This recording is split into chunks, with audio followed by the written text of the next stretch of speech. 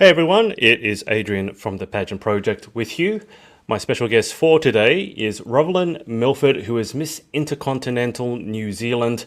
I'll just read out a little bit about her before we get into it. So Rovelyn is a 24-year-old security officer and is your Miss Intercontinental New Zealand 2022. She grew up in Palmerston North in a multicultural household with a Filipino mother and a Kiwi father, facing obstacles in her life such as body image and cultural identity issues. Rovelyn is committed to sharing her story as well as those of other women who have faced personal challenges.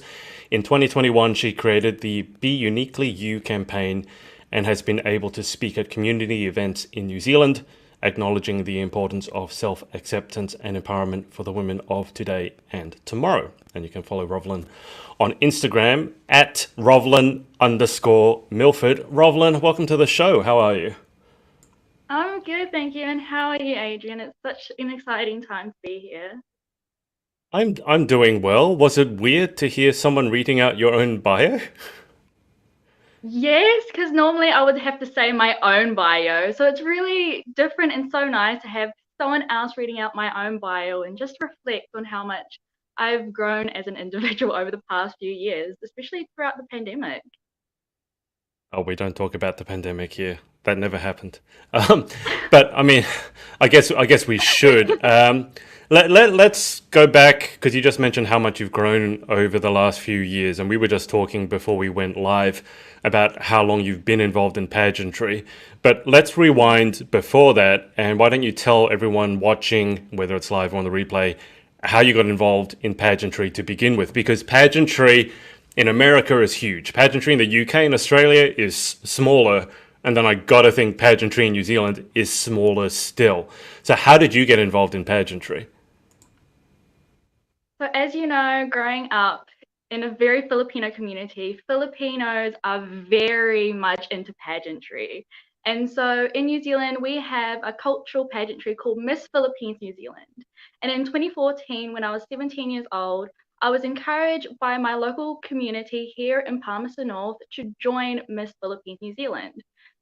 At first, I was very unsure because my dad, who had a very negative perspective on pageantry, thought, what would you gain from it? What would you Mm. gain from joining pageantry? You know? But I just joined in anyway, just for a laugh and just for the experience. And ever since then, I realized that pageantry is more about being on stage and all about the glitz and glamour. It's about self development and also empowering yourself and also empowering other women to gain the voice and create a change for tomorrow in your community. Did you ever find out from your dad? Because it says your mum is Filipino. So all Filipinos that Mhm. I know are pageant mad. It just like runs in the blood. Did you ever find out from your dad what particular sort of negative image or stereotype he had about pageantry to begin with? I believe it's just the lack of knowledge of pageantry because, as you know, in New Zealand, pageantry is not really well known. And not Mm. only my dad, but a lot of people that I talk to have the same image of the traditional concept of pageantry, which is Yeah. just the physical beauty, not the inner beauty. So when my dad got more engaged into pageantry, and now he's very much a stage dad these days, he realized that how much I've grown as an individual and how much I have been open to so much opportunities, not only in New Zealand, but also internationally. And so he finds it an positive way to join pageantry and really much encourage other women like myself to join pageantry too. So he's not only a stage dad, but also a pageantry promoter. When you say he's a stage dad, does that is that just for you? Is he helping other people? I mean, because like pageant mums, and I used to coach tennis, and like tennis mums is not a term you use. Like it's not a very positive connotation. So when you say he's a stage dad, what is he doing? Is he like gesticulating wildly in the back of the room while you're on stage, or Yes, as well as trying to list off everything that I need as well, and also having a schedule of what things I need to get. So oh wow, basically, he just tells me what to do, and especially at this time on my way to Egypt, he says, "Oh, do you have this particular dress? Do you have this particular hair curler? Do you have this particular luggage? Have you got your monies? When you have to go overseas, do you have your bank card? And it's just like, yes, dad, I got everything. Don't worry, dad. Don't tell me I know everything. Don't worry, I got you. But he's very supportive, and it's something that I'm so grateful for because I know that not many women in my position would have that Mhm. opportunity to have a supportive parent. And what about your mum? I mean, your dad sounds hugely supportive. Your mum being Filipino, did she know everything about pageantry to begin with? No, she's still on the fence, surprisingly. As a Filipino, I feel like she's the minority who has a bit Yeah. of unsurety about pageantry because of the financial situations, because of how expensive pageantry is. Mhm. And she grew up in a very poor household and nearly went into poverty. And for her, money is such an essential for her. And so for me to spend a lot of money for myself and for my passion and also for my future, she thinks that um, she's kind of on the fence about certain things. And I have to respect that, but at the Yeah. same time, I have to tell her, like, this is what I want to do, mom. You have to respect that, and this is what I love to do. So please be supported if you can, but if you don't, then I 100% understand that totally. Yeah. I mean, our parents don't always understand why we're doing what we're doing. And then when we become parents, I like to think the positions are reversed and we don't always understand why our children are doing what they're doing. But certainly a Yeah, Filipino who isn't 100% into pageants is a bit of a unusual phenomenon in the world of pageantry. But as we were talking, you've been doing this for 7 years, and as your mum rightly pointed out, it's not the cheapest hobby in the world, and there are many other things you could do with your time and money and effort. So, what is it about pageantry that really got you hooked? I mean, you're about to fly to Egypt in what is it, like a couple of weeks? I'm flying on Sunday, which happens to be my 25th birthday. So it's such a great Many birthday happy present. returns. Man, I flew over to Texas this year, and I flew over pretty much on my birthday. So, yeah, so I know how that feels. But so, what is it that makes you spend your birthday on an airplane? I mean, obviously there must be something that really got you hooked. When I first started pageantry when I was in my late teens, so from about 17 to around about 20, I did it as an experience run, as a way to as a personal development. But then later on, I realized that as myself, I'm a bit of an adrenaline junkie. So Mhm. I have this massive adrenaline to be on stage, to challenge myself, to showcase the true essence of myself. But then later on in my life, and once I had the full grasp of understanding of pageantry, I realized that I don't only need to be the voice of myself, but also for other people in my community. And I should be authentically of myself and to showcase my story in order to help to empower people to find their voice and to be unafraid of to share their story as well. So that's what keeps me going into continuing doing pageantry, into exploring myself, but also to help other people as well. And how do you give us an idea as to how you feel you've grown over those 7 years? I mean, for any person, let alone a woman, going from that age of late teens to mid 20s. That's a very compressed sort of time where we all sort of are supposed to find our feet. Not that we really Yeah. do, especially in this day and age. And then obviously we had 2 years of the pandemic in the middle of it. Then, as I said, I was Mm. watching one of your previous interviews, and I think you said at 16 you were a tomboy and introverted, which to me translates to okay, maybe the onstage component wasn't your natural sort of habitat. I don't know, maybe you were, but can you give us an idea as to how you've changed over the 7 years? Because it sounds like you've changed a lot. As you said, Adrian, I was a tomboy and I was very much introverted as a young kid. And I never seemed to speak up for myself as a young kid.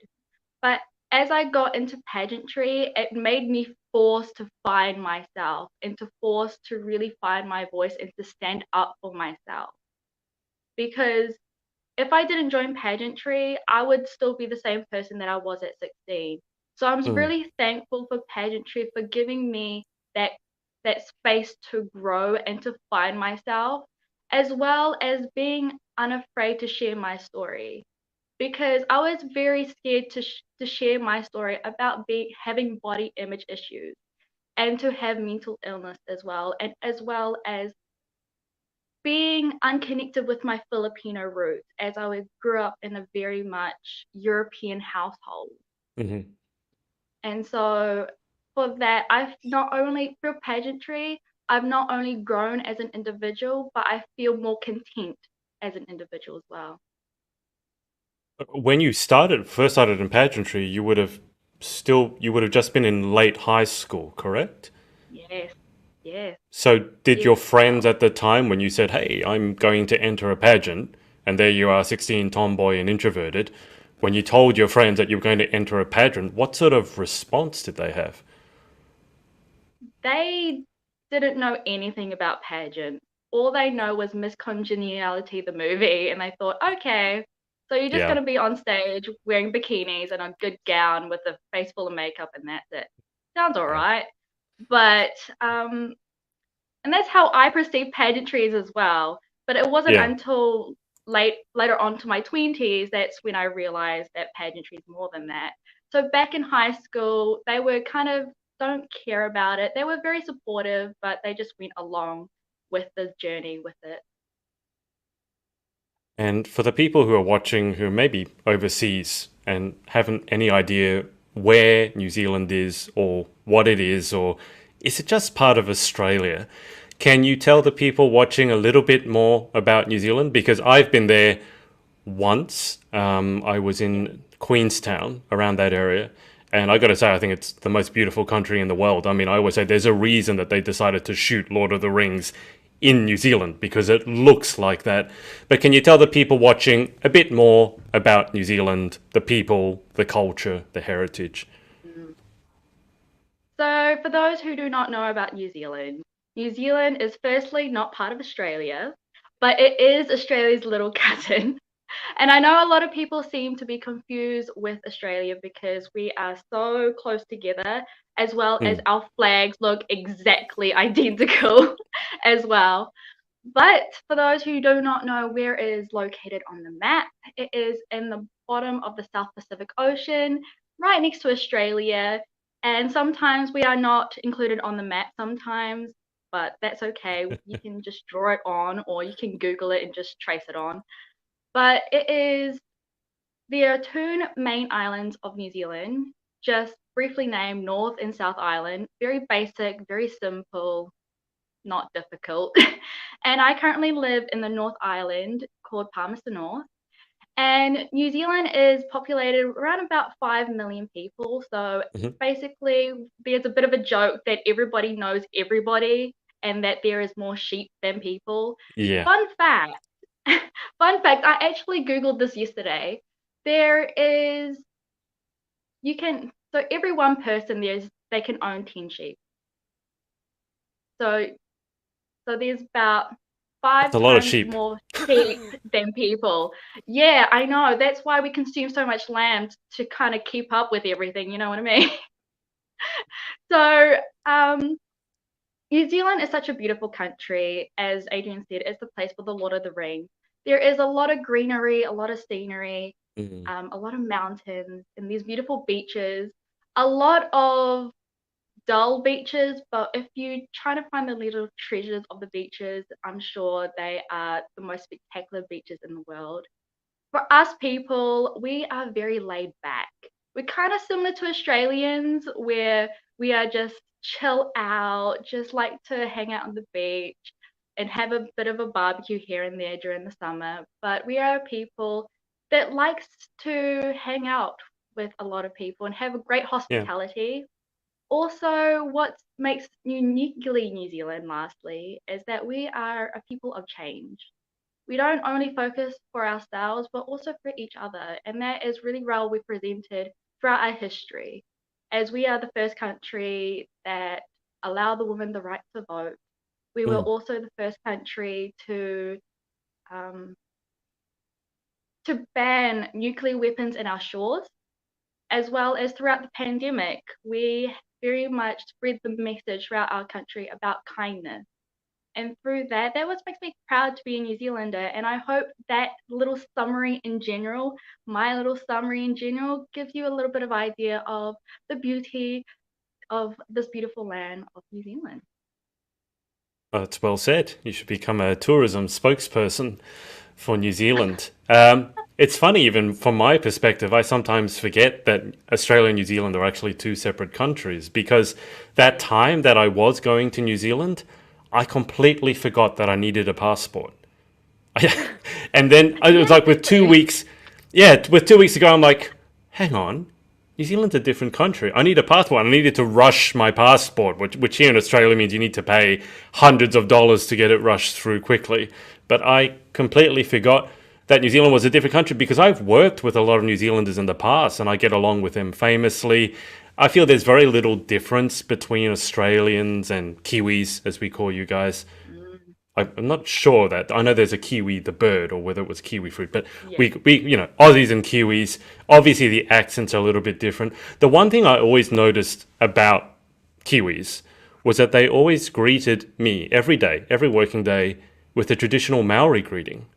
That is something Yeah. that, and this was 20 years ago. That's something that I really liked. Is that a thing in New Zealand, or was that just the Kiwis that I was hanging around with? No, that is very much a very New Zealand way of greeting people these days. We have a very strong connection with our Indigenous people, which is the Maori, and our government recently just tried to introduce more of a curriculum in our schools to promote Māori language. And Mm. surprisingly, this week it is Māori Language Week, so it's very much Oh. encouraging people to learn te reo Māori and incorporate it in their daily lives. And it's something so unique about New Zealand and what makes us so proud to be New Mm. Zealanders. And we try to find it as a way to stand out from Australia and try to be uniquely New Zealand Yeah. as well. Well, that's something definitely that you guys, I think it's fair to say, are ahead of us. We certainly don't. I don't. I'm ashamed to say, don't know any Indigenous Australian language at all. I know more of the Maori vocabulary just because the Kiwis who were over here used it. But if we move on for a second, I mentioned at the beginning that you're a security officer. Now, Yes. I've interviewed over 200 pageant queens. Fairly certain that you're the first security officer that I've interviewed. So, how did you get into that? Because it's not, let's say, traditionally a feminine role, but I'm always interested to see when someone's done something a bit unusual, why? So, why security? Growing up as a young kid, I always loved watching documentaries or reality TV shows. And one TV show that stood out, which I assume is very popular in Australia, is called Border Patrol. Oh, yeah. And and in New Zealand, they always show the Australian version where they just follow around custom officers in Sydney or Melbourne airports and also check on the luggages as well as immigrations of people who are boarding into Australian airports. And for me, I found that so fascinating.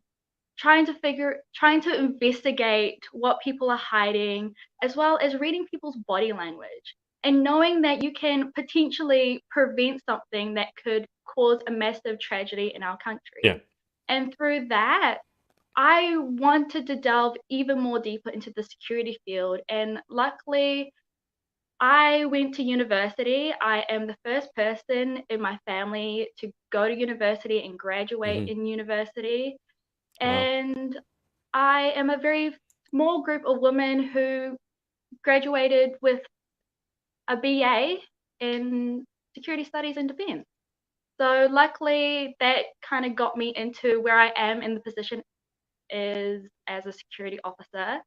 And every day I love my job. I interact with people from all walks of life, as well as meeting distinguished people of our country. So I've met politicians, I've met people of musicians as well Hmm. as having the ability to not only protecting people and property, but also the interest and values of my country. So this is just where my brain went. When I saw that you were a security officer, I immediately had this image of you crash tackling people, jumping in front of VIPs with your bulletproof vest, bodyguard style. So what is your, and I'm sure I'm pretty sure you don't do that, but what is your sort of the daily, on a daily, weekly basis, what does your job actually entail? Because it's fascinating. So it doesn't entail me crashing onto people as much as people would love to say. Unfortunately, I have the same laws as you, as well as Mhm. every other citizen. All that force is for the police because they have the most force to do arresting people. So what I do on my daily basis is just walk around as well as talking on to a little speak into a little, talking communication radio, Yeah. as well as communicating with people, everyday people, as well as, like I said, politicians and also staff members to see if there's of any risk in the building or in the Mhm. premises and trying to analyze it every day. So it may seem a little bit boring, but I can tell you when there's an incident happening, it can be a little bit of entertainment. Put it mildly. Um, where do you see yourself going in 5 years or 10 years, or have you not thought that far ahead in terms of career? For myself, my heart is still in security, Mhm. but I want to go even more further with that. And so there have been a few options out there for me. I could either go to New Zealand Customs and may fulfill my childhood dream to become a custom officer, or even more, because of pageantry and because pageantry has given me the opportunity to very much improve my communication skills, to work into the immigration industry or even into the embassy of internal affairs and working Mm. overseas in New Zealand embassies and become a diplomat. So that's where I am at the moment, but I feel that my heart is kind of slowly going towards into the diplomatic side of things. Right. Okay. Well, that's going to be an interesting field. I'll be watching closely to see how you go. I do have a couple of friends who worked. One of them actually worked as a diplomat. I think he was Australia's diplomat or one of the diplomats to Korea, and Mm. his work seemed to basically involve talking to people, eating good food, and drinking good wine.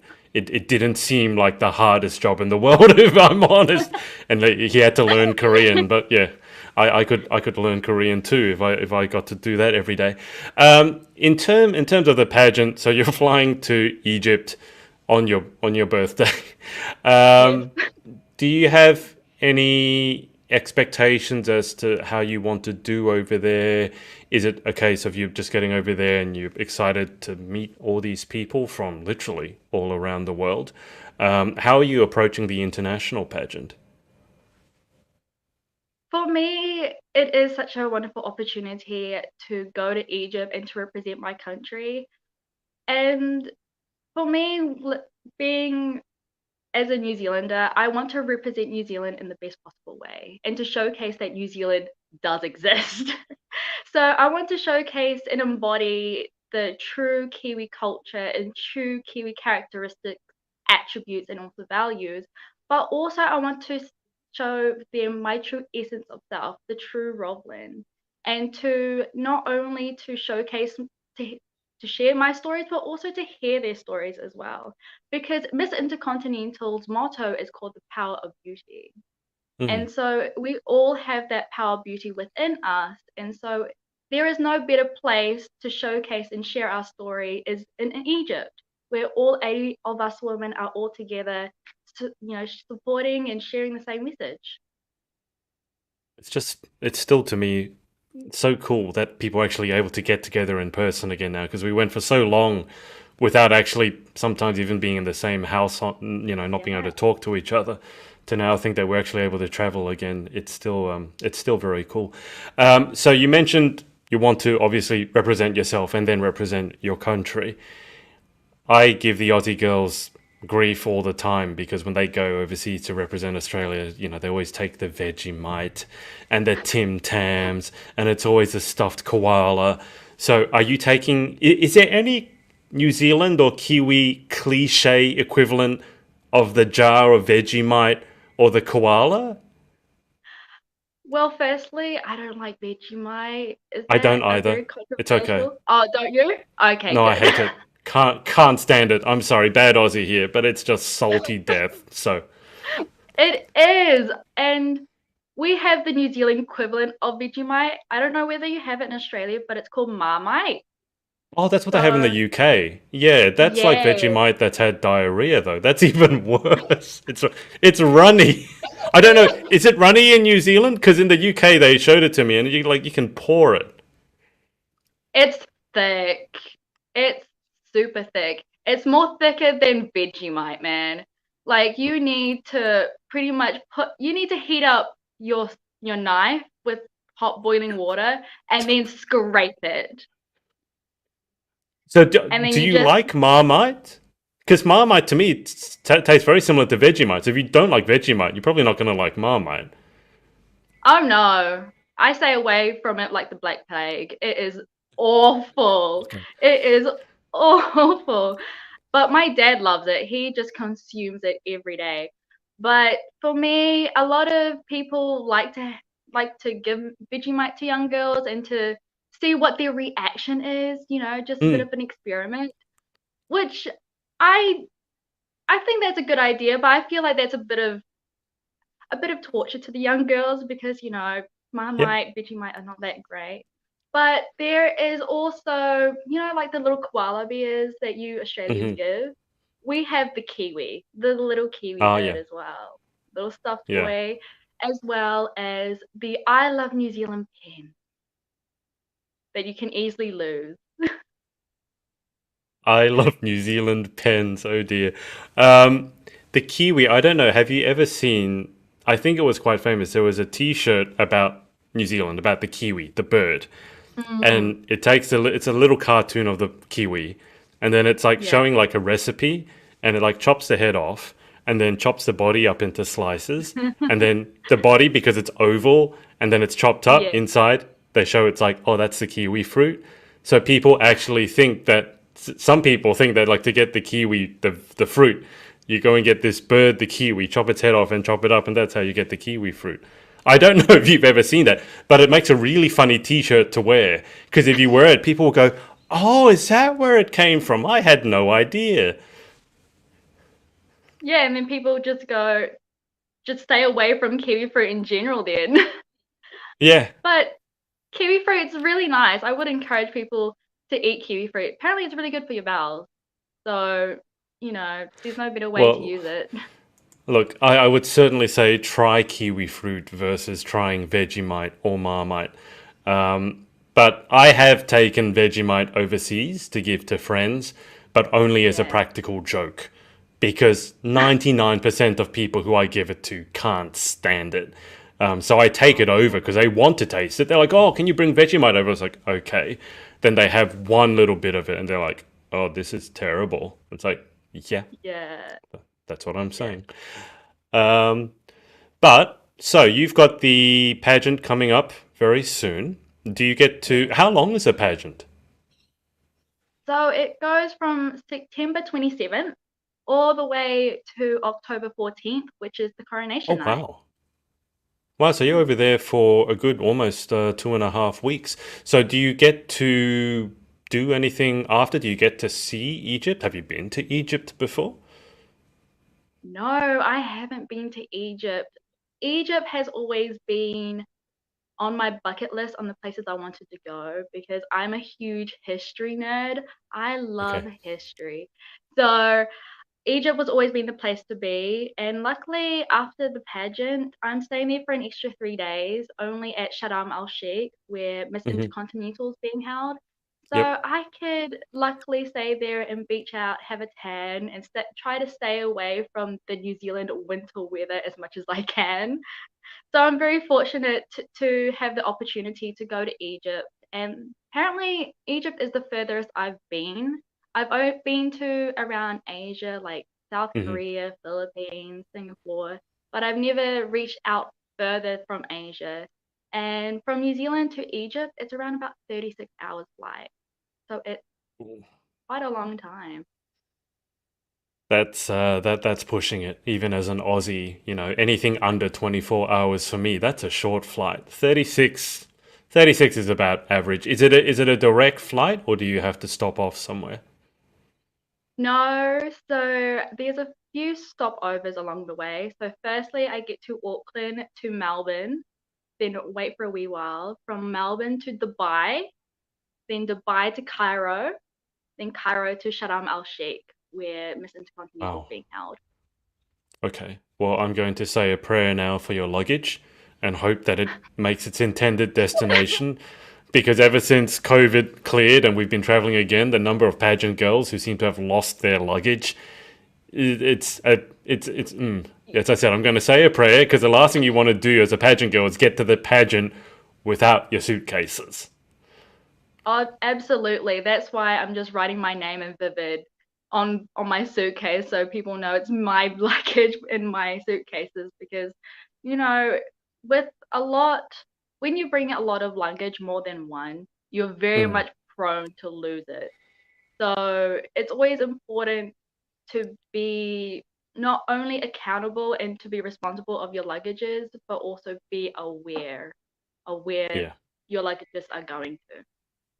yeah, absolutely. Well, look, I hope your luggage gets there without a hitch. I know it's gotten so bad that some of the girls have started taking maybe the evening gown or the Yeah, crown or the national costume, those sorts of yeah, really key pieces that they can't afford to do without. They're taking them on the yeah. plane and taking them on as carry-ons. So I'm sure you'll be fine. I'm sure nothing Oh, bad will happen. hopefully.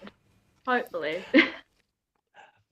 Rovelyn, just before we go to the close and the final 10 questions, is there anyone that you want to give a shout out to for supporting you? Yes, I would firstly like to shout out to everyone who is watching today because it's such a wonderful opportunity to be here on this wonderful platform, as well as to my wonderful team, which is Miss Canudal Organisation New Zealand, for giving me the opportunity to represent New Zealand overseas at Miss Intercontinental, as well as friends and family, and also to my wonderful supporters out there who have been on this journey with me since day one.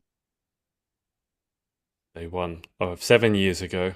Um, Oh, do you yes. think do you think after this that will be it? Or do you think there may be another pageant in your future, or is it too early to tell? It is too early to tell. I am a person that likes to take things one step at a time. So currently, right now, I'm focusing on Miss Intercontinental.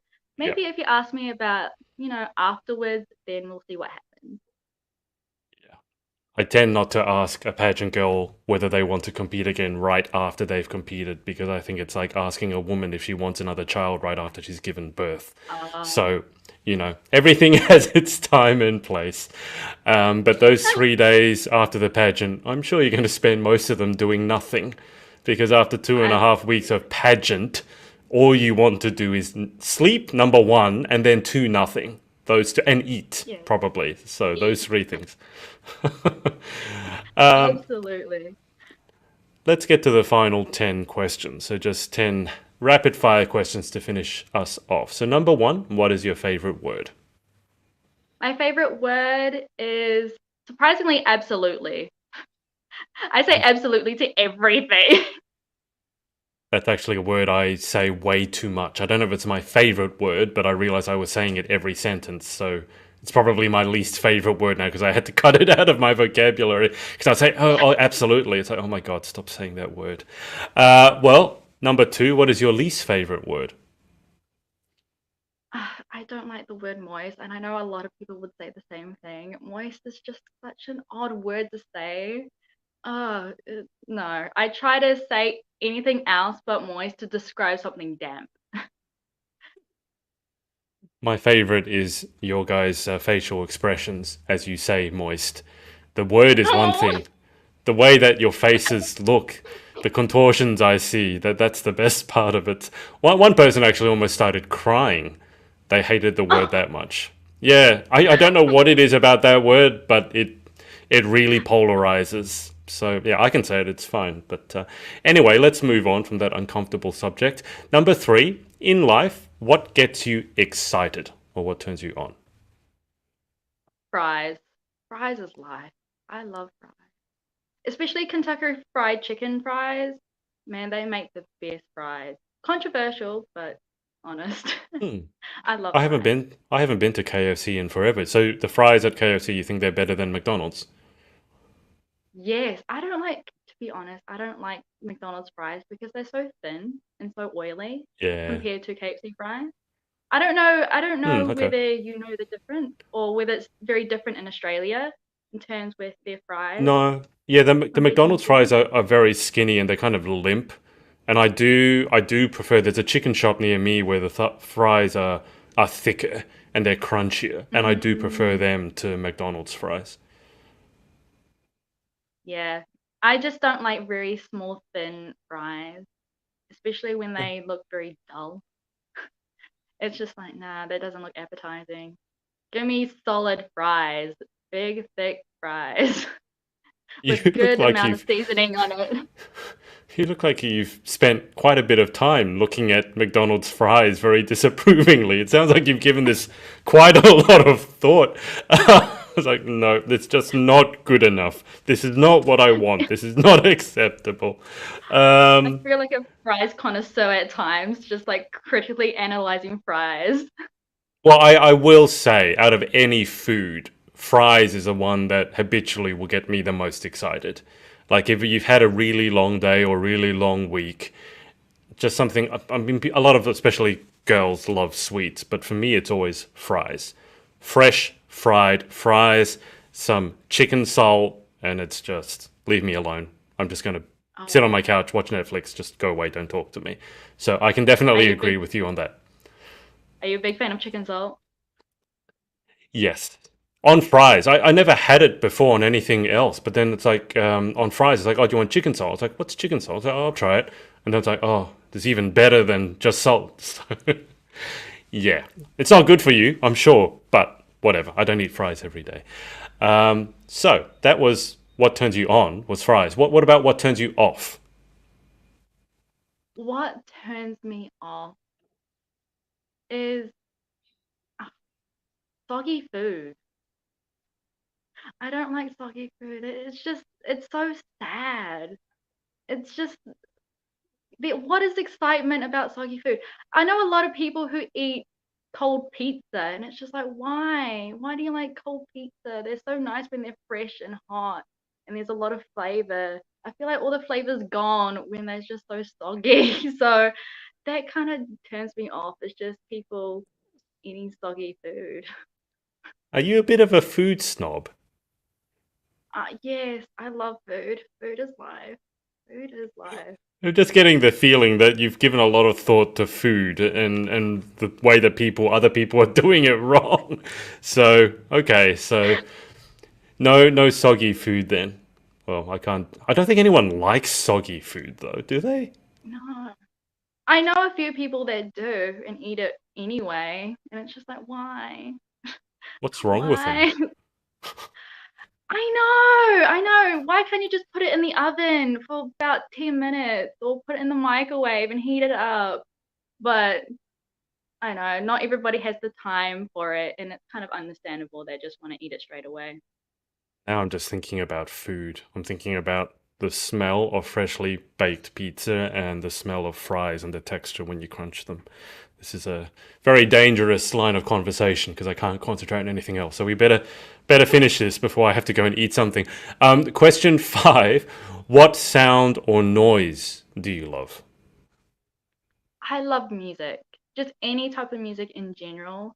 I love listening to any genre, whether it's Hmm. world music.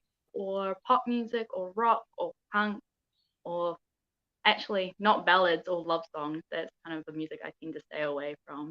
But any type of music that can lift me up and makes me relax, that's the best sound of music that I love to hear. What sound or noise do you hate? Static noises. I just don't Mm. like anything staticky because I don't know. It kind of gives you a headache at times.